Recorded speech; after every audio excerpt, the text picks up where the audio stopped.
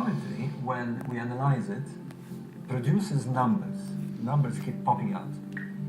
Numbers that shouldn't be there. Things like universal constants. Constant, that has been known for over 100 years.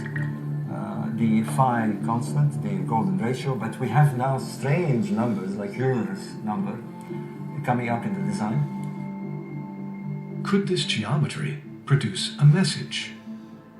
The Great Pyramid is situated within a whisker of latitude 30. It seems like the latitude choice was derived from astronomy, because there's a lens effect of the atmosphere of the Earth, and when you take that into account, the tiny error shy of latitude 30 goes away. They were on astronomical latitude 30, if you like. Seems like a very deliberate choice, because it's not a random latitude. It's 1/3 of the way between the equator and the North Pole.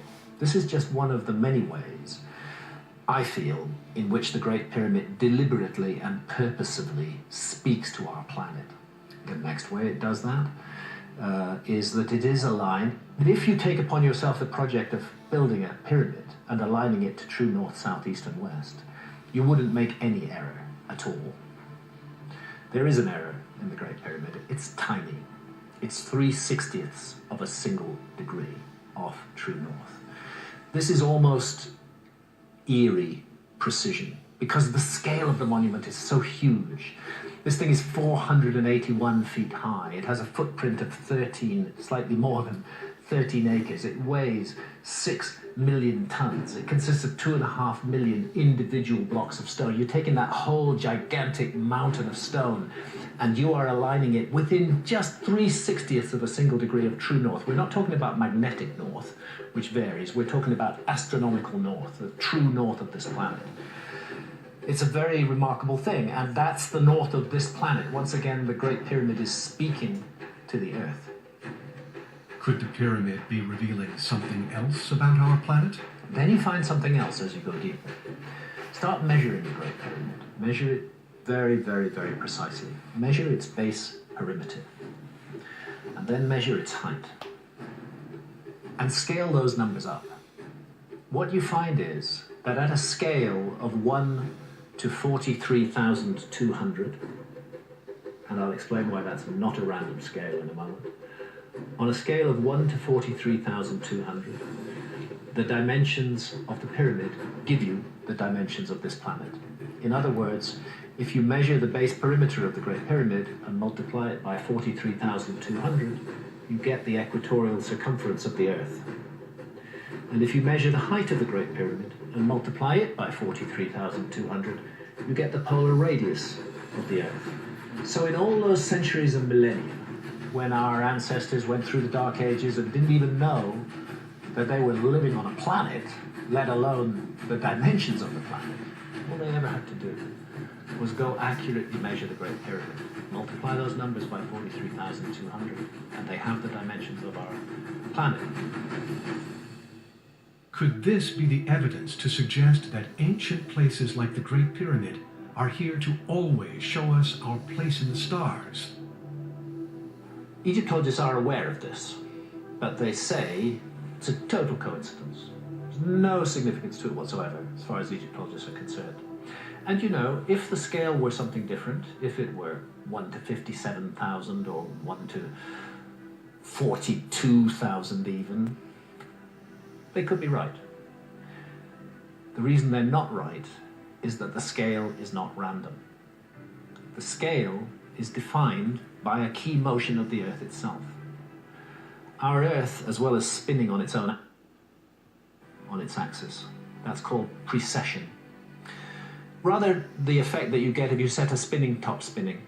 As it begins to slow down, it begins to wobble, and the top of the top begins to transcribe a circle. The Earth does that. If you take the extended north pole of the Earth and extend it out into the heavens, you'll find that today in our time it's pointing at a star we call Polaris. That's our pole star. But it hasn't always pointed at Polaris, and it won't always point at Polaris in the future. Sometimes it'll point at empty space. Sometimes it pointed and will point at other stars. There was a time when Thuban in Draco was the pole star. That's because of the precessional wobble on the Earth's axis. The extended north pole of the Earth isn't always pointing at the same place. Over a cycle of 25,920 years, it's doing that. That's why the pole star changes.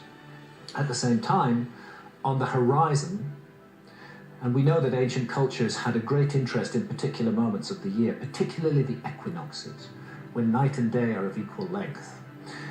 It was an obsession of ancient cultures. What was the constellation that lay in the place on the horizon where the sun rose on the spring equinox? What was the constellation that housed the sun? This is familiar language in astrology.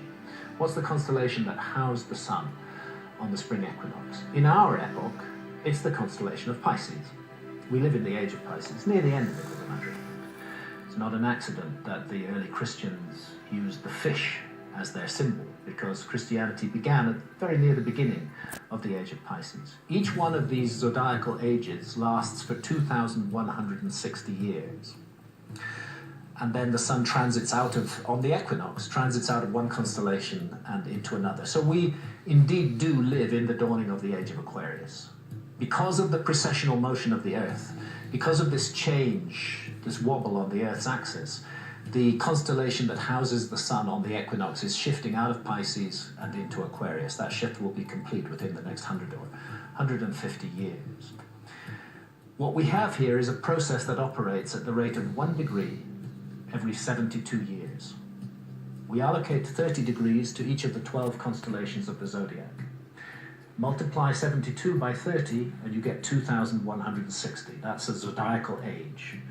Take the whole cycle of the zodiac, the whole 12 constellations, each with 2,160 years housing the sun on the spring equinox, and you get what the ancients called the Great Year, when everything cycles back to the beginning and the whole process starts again. Do you follow?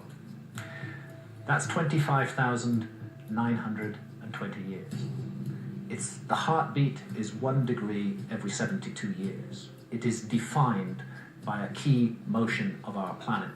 That number, 43,200, is a multiple of 72. It's directly related to that number.